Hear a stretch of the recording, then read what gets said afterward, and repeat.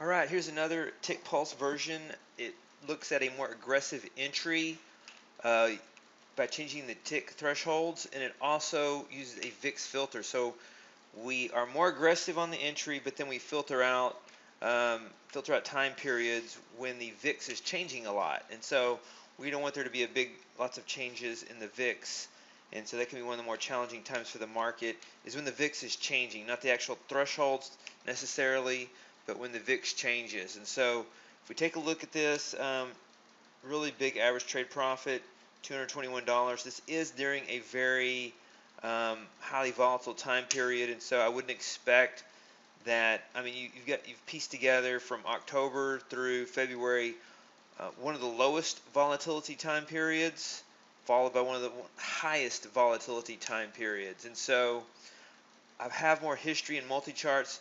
I found some TradeStation data that I was able to cache, and I'm going to show you the results for this in TradeStation. Again, that's a nice drawdown number, nice average trade profit number, and 149 trades, so it's very selective. So that is tick pulse the last 7 months, and I'm going to show you this now in multi-charts.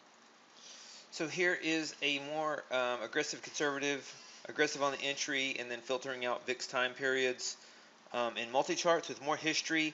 I want to show you the length of this history. This is cached from TradeStation going back to March 22nd, 2016, so about 2 years.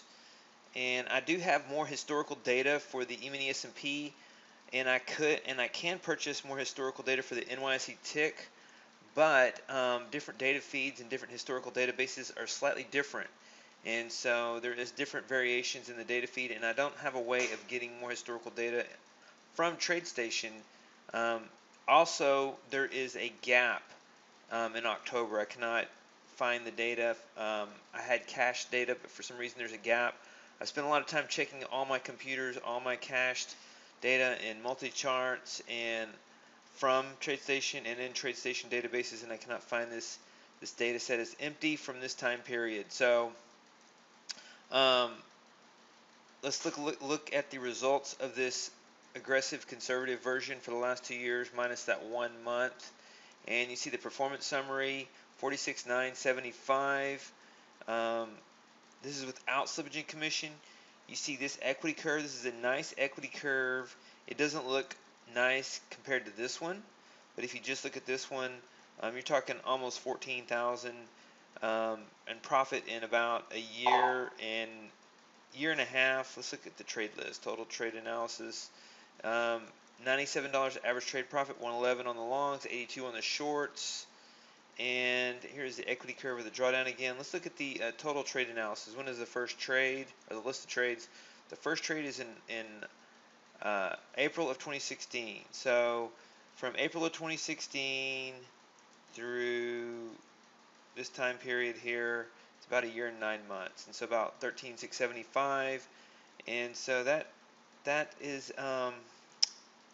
those alone are nice results, and then we get this boost here with high volatility. And the key to any trading system is that you don't want it to do too bad when the market is not as tradable. And it's just not as it was not as tradable, but it was net profitable during this time period had you used this algorithm. But you want a strategy that's going to break even when the market conditions are terrible, and then do this when the market conditions are favorable. So that's the update. That's what I have for a more aggressive entry with the VIX filter. And then you could also trade the more aggressive version. I'll show you that at another time, but you can trade, or you can email me if you want to know about that. The aggressive version without the VIX filter works well also. The average trade profit is lower, but it's aggressive and it takes more trades. And so you have the standard version, you have the aggressive version, and you have the aggressive version with the VIX filter, and that's what we're looking at today. Again, no profit target and a $650 stop loss.